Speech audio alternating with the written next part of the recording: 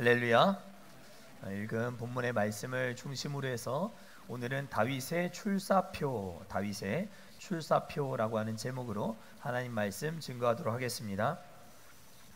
오늘 본문은 한 사람의 분노로 시작되고 있는 것을 볼 수 있습니다.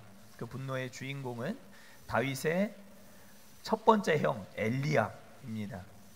엘리압이 어떤 말을 어떻게 들었는지 정확하게 알 수는 없지만 다윗이 심부름하러 전쟁터에 왔다가 군사들과 나누는 이야기들을 하는 것들을 이 큰형 엘리압이 전해 듣게 된 것입니다. 그리고 크게 분노를 하게 되었습니다. 엘리압은 다윗이 경거망동을 하고 있다, 전쟁터까지 심부름 와서 여기서 경거망동해서는 안 되겠죠.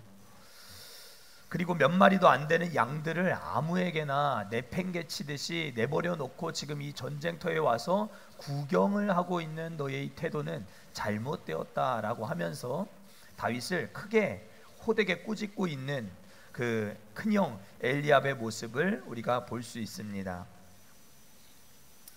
그러나 엘리압의 입장에서 지금 다윗은 아버지의 심부름을 하고 또 볶은 곡식과 떡들을 가지고 형들에게 전달을 하기 위해서 온 것 아니겠습니까? 그러면 엘리압의 입장에서 물론 다윗이 어떤 말을 어떻게 했는지는 정확하게 알 수 없지만 고마움에 어떤 감사의 마음이 있었어야 할 것이 분명하겠다 싶은데 그는 역정을 내고 있는 모습을 볼 수 있습니다. 다윗이 출발한 곳은 고향 베들레헴이었고 지금 전쟁터는 엘라 골짜기입니다. 거리로 보면 약 20km나 떨어져 있는 먼 거리입니다. 아버지께서 여러분들에게 심부름 보내신다고 하면 여러분들이 20km 떨어진 곳에 갈 의향이 있으십니까?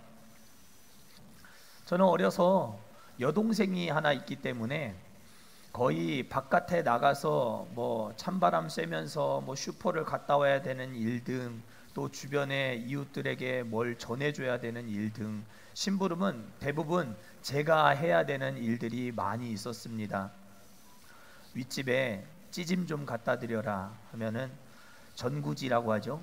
찌짐도 갖다 드려야 되고, 옆집에 김 갖다 줘라, 아랫집에 사과 갖다 줘라 하면은 그냥 그릇에 채워가지고 가면 또 그릇을 들고 또 기다려야 되잖아요. 그죠?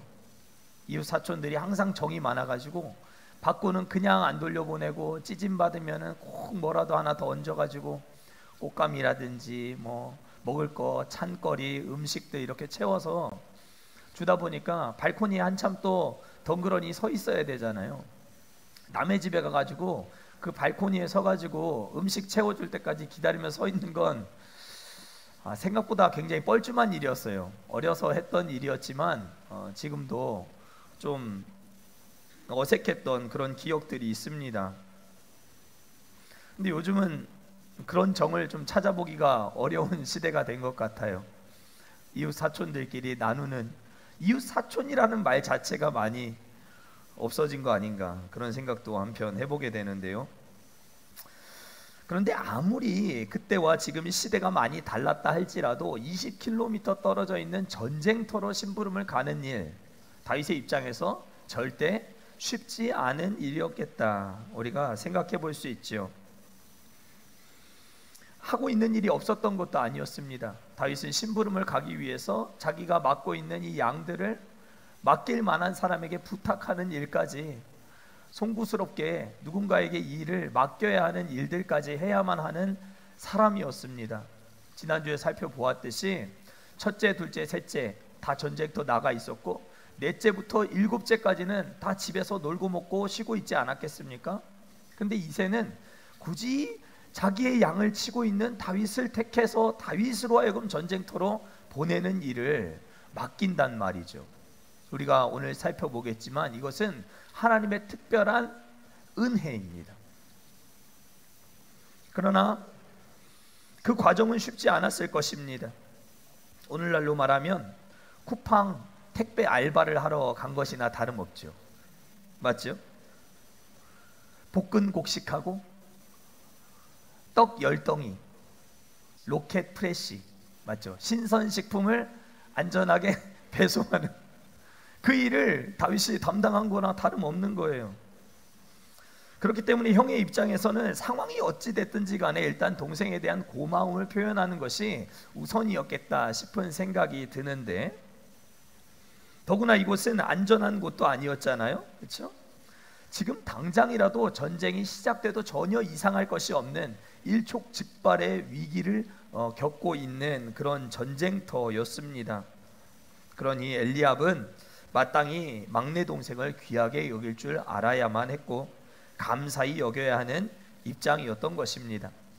그러나 오늘 본문 속 엘리압의 태도를 보면 다윗을 마치 속물처럼 여기며 아주 멸시하는 태도를 보이고 있습니다. 내 마음의 완악함, 너의 이 교만함, 이것을 막 지적하면서 속물로 취급하고 있는 이 엘리압의 모습을 지울 수가 없습니다. 아마도 다윗이 주변 사람들과 함께 사울 왕이 골리앗을 죽이면 주겠다고 한 혜택에 대해서 사람들과 함께 이야기를 나누는 것을 이 형 엘리압이 들은 것이 아니었겠나 싶은 생각도 한편 해보게 됩니다. 사울 왕이 골리앗을 죽인 자에게 주겠다고 한 세 가지 혜택이 뭐였죠? 세금 면제, 또 사위로 삼는 거, 그렇죠?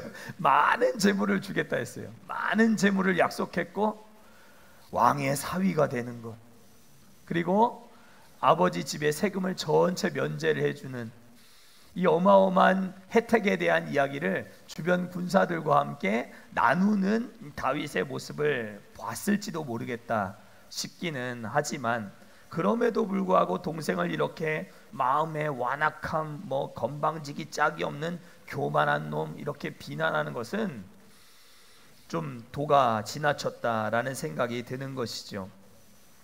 문제는 형만 이렇게 다윗을 멸시한 것이 아니었습니다. 아버지 이새도 마찬가지였죠. 사무엘을 만나기 위해 다 아들들 준비하고 있을 때, 사무엘 만나기 위해서 기다리고 있을 때, 형들은 다 목욕 재개하고 사무엘 만나겠다고 가장 예쁜 옷 입고 기다리고 있는데 다윗은 저 멀리 밖에서 어딘지도 모를 곳에서 아버지의 양을 치고 있을 그때에 사무엘이 아들이 이게 전부냐라고 했을 때 말재가 하나 있는데 어디 있는지 모릅니다. 저기 멀리서 양치고 있을 것입니다 라고 했을 때 사무엘이 뭐라고 합니까? 그 아들을 내 앞에 데려오기 전까지는 내가 식사하지 않겠다 했습니다. 그러니까 이 다윗이 가족들에게 어떤 대우와 어떤 멸시를 받고 살아가는 아들이었는지를 보여주는 그런 대목이라고 우리가 볼 수 있는 것이죠. 온 가족으로부터 홀대를 받고 살아왔던 다윗이었던 것입니다. 그런데 하나님은 오늘 본문 속에 이 다윗을 전쟁터로 보내시면서 골리앗을 마주하게 하시고 골리앗을 결국 이기게 하심으로 그의 삶에 특별한 은혜를 선보이시는 것을 우리가 볼 수 있습니다. 넷째였을 수도 있고 여섯째 아들이었을 수도 있지만 여덟 번째 막내 아들인 다윗이 전쟁터로 심부름 갈 수 있도록 택함을 받았다라고 하는 것은 단순히 심부름을 하게 된 것을 말하는 것이 아니라 골리앗을 이길 수 있는 하나님의 부르심에 이 다윗이 쓰임받게 되었다라고 하는 것을 말하는 것입니다. 그래서 이것을 영어로 말하면 favor라고 합니다. favor, 은혜. 그런데 그레이스와 favor는 좀 달라요. 하나님의 특별한 은혜라고 하는 책이 있는데요, 그 책에 보면 둘 다 똑같은 은혜라고 번역될 수 있는 그레이스와 favor라고 하는 단어이기는 하지만 이 그레이스라고 하는 단어는 우리가 마시는 공기와 같이 모두에게 조건 없이 주시는 하나님의 은혜를 그레이스라고 한다면, 페이버라고 하는 것은 그 사람에게만 주시는 은혜, 특별한 선물, 그것을 페이버라고 말할 수 있다라고 말했습니다. 하나님은 당신의 뜻을 이루시기 위해서 자녀들에게 특별히 은총을 베푸시고 감당하게 하시고 참여하게 하시며 또 시험과 고난을 벗어나고 극복하게 해주시는 특별한 은혜를 그 사람에게만 주실 때에 그것을 두고 우리는 페이버라고 합니다. 그러니까 다윗은 하나님의 페이버, 은혜를, 특별한 선물을 받은 사람이 되었다는 것이죠. 저는 그런 의미에서 여러분들의 삶 가운데도 이런 하나님의 호의가, 페이버가 충만하게 따르는 삶이 될 수 있기를 주의 이름으로 간절히 축원합니다. 개별적인 맞춤형 선물, 맞춤형 은혜도 있다는 거예요. 모든 사람들에게 주권적으로 베풀어 주시는 은혜도 있고 내게만 주시는 은혜, 그것도 있어요.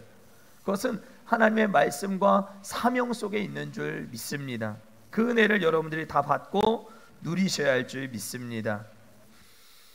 그러나 이렇게 하나님의 호의를 받고 페이버가 따르는 삶은 언제나 시샘을 받고 질투를 당하고 오해를 사는 삶으로 벌어지는 경우가 많이 있습니다.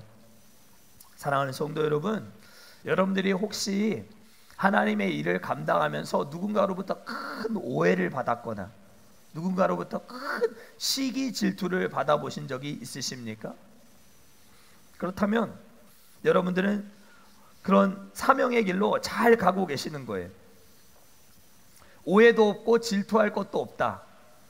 그럼 아무것도 안 하고 있는 거잖아요. 그렇죠? 사명의 길을 잘 가고 있다는 걸 반증하는 것이죠. 목회자는 오해받을 일이 참 많이 있는 것 같아요. 분명히 웃는다고 웃었는데 안 웃었대.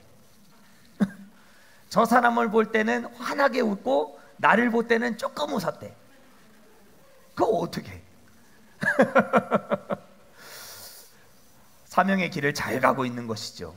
아무것도 안 하면 오해받을 일도 없고 질투받을 일도 없어요. 하나님의 각 사람에게 주시는 특별한 선물, 페이버가 있는 사람은 사명의 길을 포기하지 않습니다. 다윗을 보십시오. 오늘 읽은 28절부터 40절까지 끝까지 그는 한 길을 고집합니다. 포기하지 않습니다. 내 눈앞에 보이는 저 골리앗, 주변 사람들의 많은 말들을 듣고 있지만 그의 귀에 들려오는 말은 오직 저 하나님의 군대를 모욕하고 있는 골리앗의 목소리밖에 없어요. 골리앗 저놈만 보고 가는 거예요. 사명의 길은 그렇게 가는 것입니다. 오해받을 일도 있고 때로는 질투를 살 만한 순간도 있을지 몰라요. 그러나 잘 가고 있다고 여러분들 믿고 포기하지 말고 골리앗 하나만 보고 여러분들 가실 수 있게 되기를 축복합니다. 예수님이 딱 그러셨죠. 예수님이 십자가 지시기 전까지 당하신 일들이 어떤 일들이었죠? 계속된 시기와 질투, 낭떠러지에 밀어서 떨어뜨려 죽이려고 하죠. 십자가에 못 박혀 죽이려 하죠. 돌에 던져 죽이려 하죠. 예수님을 어떻게든 죽이려고 하는 유대의 바리새인들, 서기관 장로들로부터 예수님은 줄곧 질투를 받으셨어요. 백성들의 사랑을 한 몸에 받고 예수님이 전하는 말씀은 권세 있는 자의 말과 같아서 많은 이들이 몰려와서 듣고 있는 그 모습을 유대의 종교 지도자들은 견딜 수가 없었어요. 어떻게든 죽여야 된다 해서 신성모독죄라고 하는 제목을 뒤집어 씌워서 결국 사람을 죽인 강도 바라바를 살려주고 예수님을 죽이는 이 정말 이율배반적인 그런 행동을 보이지 않습니까? 질투를 받으면 잘 가고 있는 것입니다. 약간의 오해와 시기 질투는 피할 수 없는 일임을 기억하시고 감수하시고 주의 일을, 사명을 묵묵하게 잘 감당해 나가시는 저와 우리 모두가 될 수 있기를 축복합니다. 다윗을 분노하게 만든 것은 형 엘리압에 대한 섭섭함이나 주변 군사들의 오해가 아니었습니다. 주변에 아무도 그런 사실을 알아주지도 않았고 이해하려고 하지도 않았습니다. 그래서 다윗은 형 엘리압에게 다음과 같이 말하죠. 내가 도대체 무엇을 하였기에 내게 이와 같이 대하느냐라고 항변합니다. 그리고 사명의 뜻을 끝까지 굽히지 않는 모습을 보여줘요. 30절 말씀 함께 읽어볼까요? 30절 시작.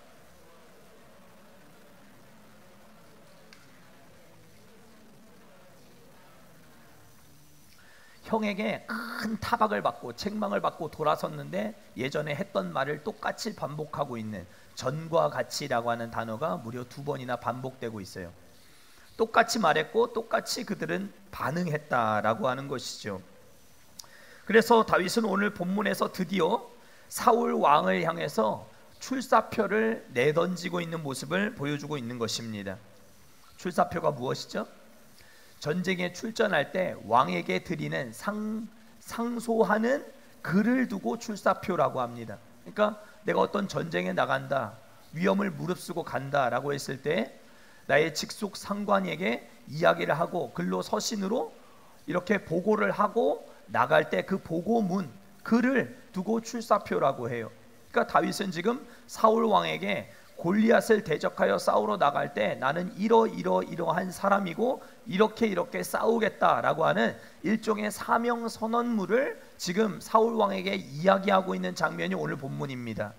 특별히 34절부터 36절까지 우리가 읽었는데요, 다시 한번 읽어보도록 하겠습니다. 34절부터 36절 다윗의 사명 선언문입니다.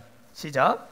다윗이 사울에게 말하되 주의 종이 아버지의 양을 지킬 때에 사자나 곰이 와서 양떼에서 새끼를 물어가면 내가 따라가서 그것을 치고 그 입에서 새끼를 건져내었고, 그것이 일어나 나를 해하고자 하면 내가 그 수염을 잡고 그것을 쳐 죽였나이다. 주의 종이 사자와 곰도 쳤은즉 살아계시는 하나님의 군대를 모욕한 이 할례 받지 않은 블레셋 사람이리이까 그가 그 짐승의 하나와 같이 되리이다. 아멘. 이 출사표를 여러분들 가만히 읽어보시면 자신이 골리앗을 이길 수밖에 없는 이유를 설명하고 있는 모습을 볼 수 있습니다. 그런데 그 이유가 단순히 만군의 여호와 하나님의 이름을 믿는 믿음만으로 구성되어 있지 않다는 것, 그것이 포인트입니다. 그것이 중요합니다. 내가 골리앗을 싸워 이길 수 있는 이유는 하나님을 믿기 때문이 아니라 하나님을 믿는 그 믿음을 나의 삶 속에 녹여냈기 때문에 나는 이길 수 있다, 그렇게 고백하고 있다는 것이죠. 골리앗이 3m나 되는 거구의 장신이었다 할지라도 내게서 내 양떼를 지킬 때에 양들을 움켜가려 했던 사자와 곰을 대적했던 나는 저 사자와 곰과 비교할 수 없이 약한 전투력을 가진 골리앗쯤은 아무런 문제가 되지 않는다. 나의 일상의 삶 가운데 믿음으로 살았던 나의 삶의 경험, 믿음을 삶으로 녹여낸 나의 삶의 흔적이 골리앗을 이기기에 충분하다라고 그는 지금 말하고 있다는 것입니다. 믿음만 가지고 있으면 다 된다고 생각하는 경향이 많습니다. 물론 구원은 믿음으로만 받는 것입니다. 그러나 우리의 삶의 여러 가지 영적 전투는 믿음 플러스 믿음으로 녹여낸 우리의 삶이 뒷받침이 될 때 능력이 되는 줄 믿습니다. 믿음으로 삶의 경험과 쌓아놓은 실력이 골리앗을 압도했기 때문에 나는 저 골리앗쯤 아무것도 아니다, 저 짐승의 하나와 같이 될 것입니다 라고 고백하고 있는 이 다윗의 고백을 우리가 볼 수 있는 것이죠. 그러나 그때 당시 다윗의 나이가 몇 살이었다 했죠? 15살쯤밖에 안 된 아주 어린 청소년의 나이였습니다. 오늘날로 보면 중학교 2학년밖에 안 되는 나이인 것이죠. 새파랗게 젊은 청소년입니다. 지금처럼 발육이 좋았던 시절이 아니었기에 그는 그닥 그렇게 좋은 피지컬을 가지고 있지 못했을 것입니다. 제가 어제 저녁 모처럼 아들과 함께 데이트를 하였습니다. 아들이 좋아하는 쌀국수도 먹고요, 미용실 가서 아들 머리도 좀 잘라주고, 목욕탕 가서 아들 등도 좀 밀어주고, 그리고 수건의 과제였던 한다 말만 했던 주짓수 무도 학원에 아들을 등록시키고 왔습니다. 근데 이제 조금 늦은 시간에 학원을 방문하다 보니까 진석이 만한 또래들이 있는 게 아니라 좀 큰 아이들이, 또 성인들이 많이 이렇게 주짓수 배우고 있는 것들을 보았습니다. 상당히 운동을 열심히 하고 있더라고요. 그들에 비한 아들 진석이의 모습은 아주 작고 초라해서 형들이 운동하는데 혹시라도 두드려 맞거나 또 혹은 여러 가지 피해가 생기지는 않을까 한편 걱정이 되기도 했지만, 관장님과 이제 1대1로 이렇게 상담을 하는데 진석이가 상당히 자신감이 넘치는 모습으로 씩씩하게 이야기하는 것을 보고, 생각보다는 아들이 강하구나 라는 생각을 한편 하게 되었습니다. 저는 어려서 태권도 학원을 한번 가보는 게 소원이었던 시절이 있었습니다. 그 패딩 안에 그 무도복을 입고 다니는 아이들의 모습이 그렇게 부러울 때가 있었습니다.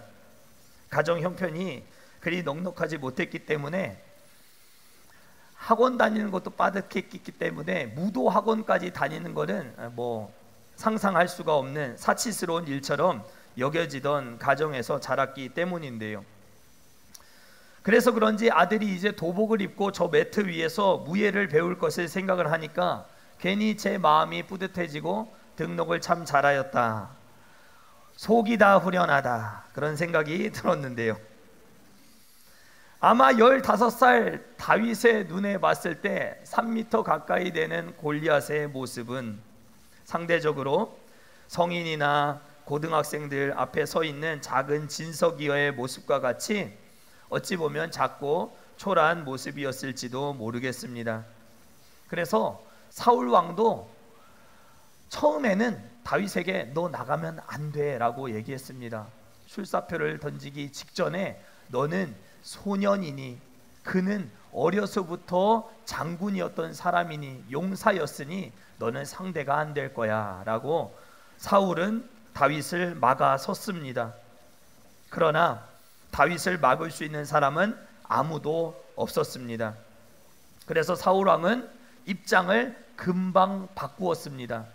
자신이 입고 있던 군복을 벗어주고 갑옷을 입혀주고 노투구를 씌워주고 자신이 가진 칼을 건네주고 하였지만 15살 소년이 입기에는 너무 크고 옷에 맞지 않았던 무기 따위는 다윗에게 선택의 결정이 될 수 없었던 것이죠.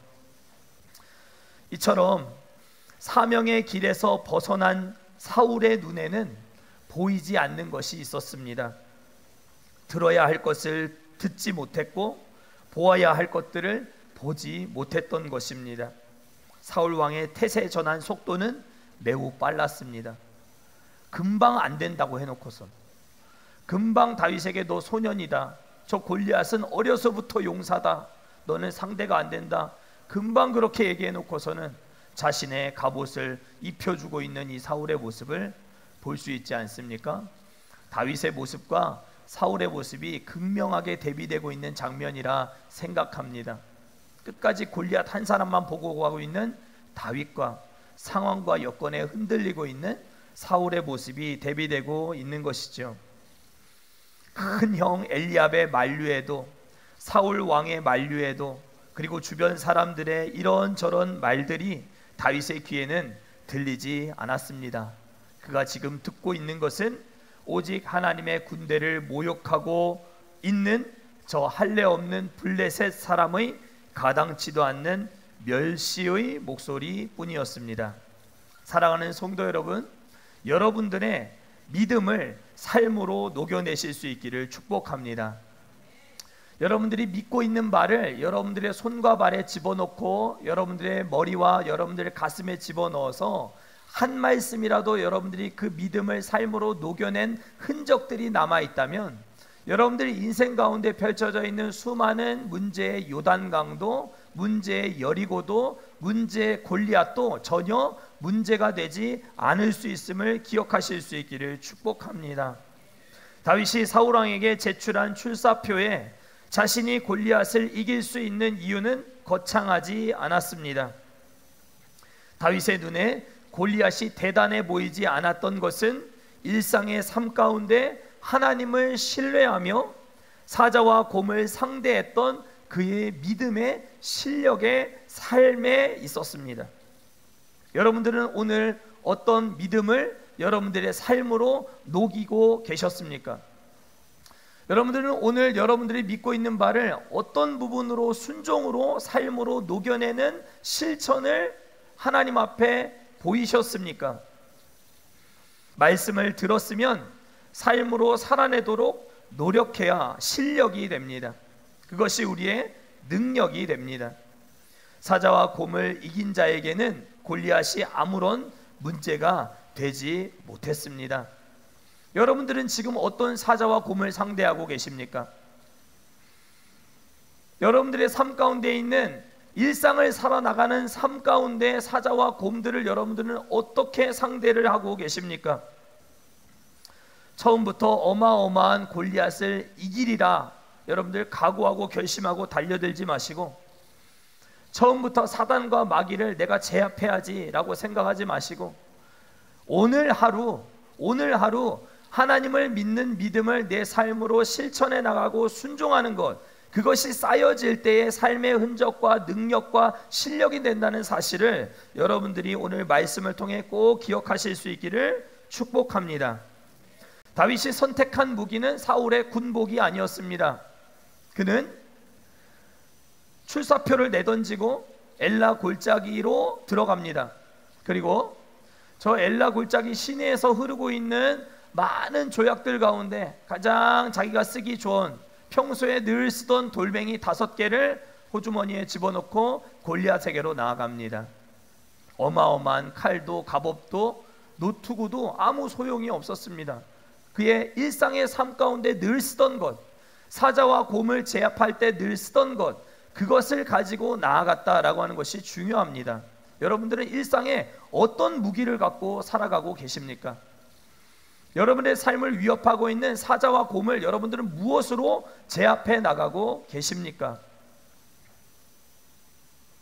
출사표를 던지고 나서 갑옷을 갖춰 입고 골리앗 앞에 나아간 것이 아니라 출사표를 던져 놓고 아무것도 가지지 않은 채 가는 길목에서 조약돌을 챙겼다라고 하는 것도 중요한 의미가 있습니다. 무기를 미리 준비하지 않았다는 것입니다. 그것은 이미 다윗의 마음속에는 출사표를 던지는 순간 이미 골리앗을 이겼음을 보여주는 것입니다. 무기 없이 그냥 나아가지 않았습니까?